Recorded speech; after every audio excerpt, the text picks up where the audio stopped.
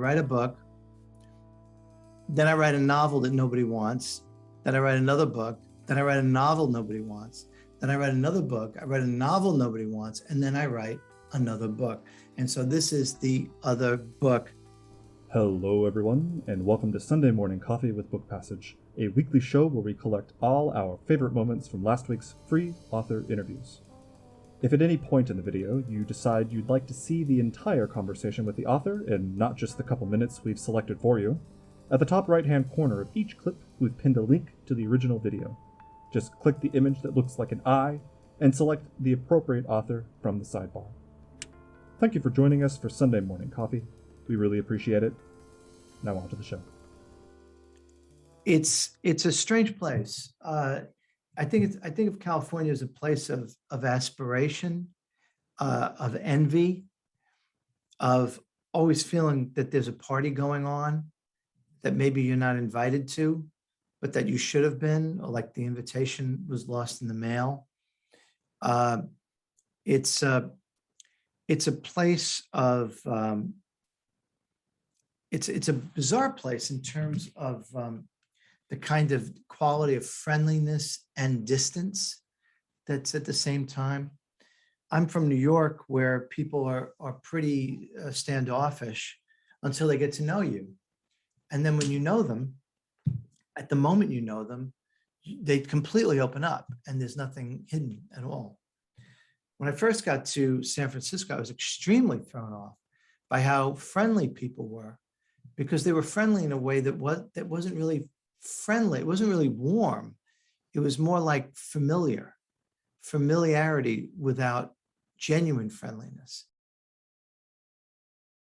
Then one thing the three of us shared, going back so many years, was some real fixer-upper boyfriends, and I'm not going to name names. And I know both of you have forgiven all the wrong choices. But being a Christian, forgiveness is not my strong suit. I'm reformed. I thought that I would be a poet. But then one thing led to another, and I ended up, I went to school in master's degree in creative writing, and I wrote a book of poetry for that as my thesis. But then along the way, I wrote a travel article that got published, and I suddenly thought maybe I should be doing travel writing, since all my poems were not getting published and my one travel article was. Perhaps that would be the way to go. And so I ended up being a travel writer. I mean, there's a really, really long story behind all of the serendipities and craziness that led to my actually being hired as a travel writer. But in brief, I thought I'd be a poet. I wrote one travel article that got published, and suddenly I thought, maybe I should try this. And serendipity guided me to exactly the right person at exactly the right time. And suddenly I was a travel writer. We first met in a bar in North Beach, probably Tosca. We had mutual friends, so we go back 40 years. And we both loved a little social cocaine every few hours for many, many years. And we were both hopeless drunks, and we've both been clean and sober 35 years or so now. Peggy maybe 36. In fact, I remember one of the reasons I got sober was there used to be the question man. Remember Armistead in the car? Oh, yeah. And it had little postage-sized pictures of people. And one of the questions was, what is the best new habit you've developed, or something like that? And there was a postcard, a postage stamp size picture of Peggy. And Peggy said, well, I got sober 8 months ago, so maybe that's my best new habit. And I thought, my mouth dropped literally to my chest. And I thought, Peggy Knickerbocker got sober? Oh my God. And I got... remember, and so we can tell drunk stories about Peggy, but I got sober not long after, because I figured if Peggy Knickerbocker could get sober, anyone could get sober. And we have been in like daily contact ever since. I wanted to say one thing about because I started saying about the film noirs of San Francisco, the versus Los Angeles. I mean, like, for example, basically in the film noir in California, in San Francisco. San Francisco is this beautiful place, James Stewart is having a nervous breakdown and vertigo. In DOA, Evan O'Brien is poisoned. He's running through the streets of Market Street. And San Francisco, it's just this nice place.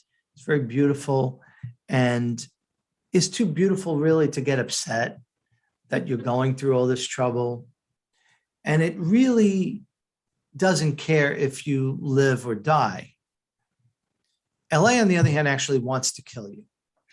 And if you look at the film noirs of LA, they don't end in a world that makes sense.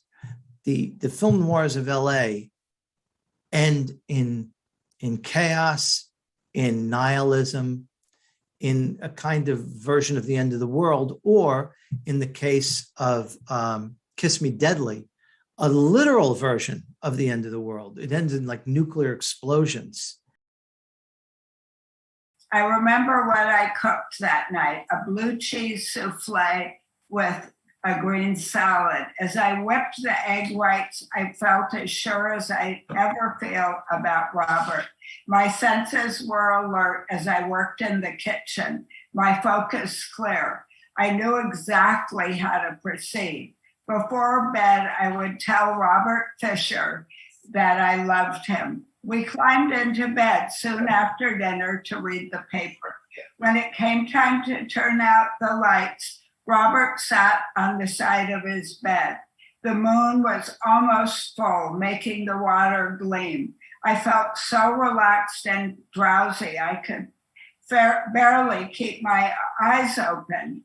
He leaned over to kiss me goodnight and whispered, "I love you, Peggy Knickerbocker." Gone to the world, I mumbled, "I love you too, Robert Schneider." Then I closed my eyes. When I graduated from Princeton, I went to France and Greece for a year.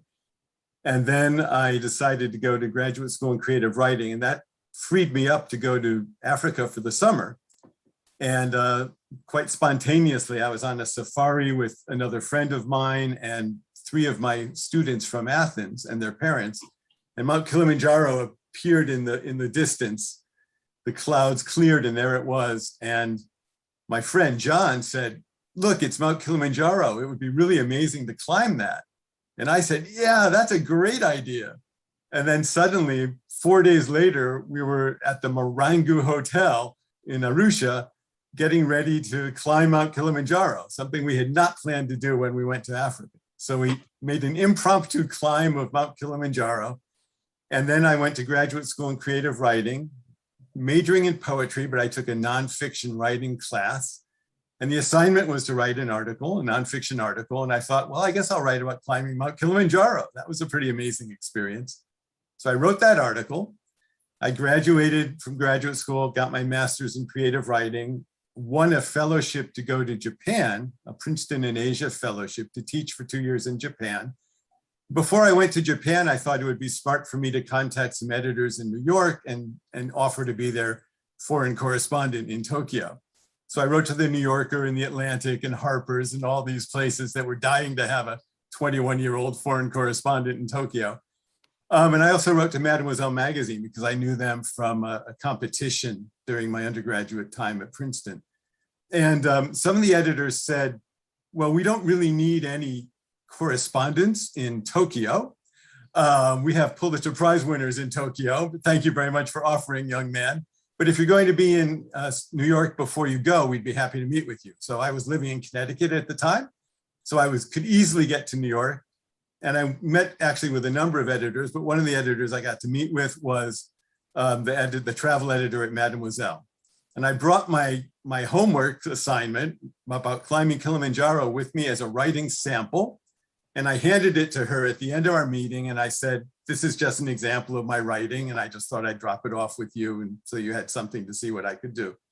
And then I went back to Connecticut and then I went to Japan. I went to Tokyo. And when I got to my apartment on the campus at the university where I was teaching, there was a telegram waiting for me from the travel editor at Mademoiselle. And it said, a hole opened up in our November issue. and we put your Kilimanjaro story in it. Hope you don't mind. So I didn't mind. Your And that first was my published first book, published travel article. and you were 23 years old. Yep.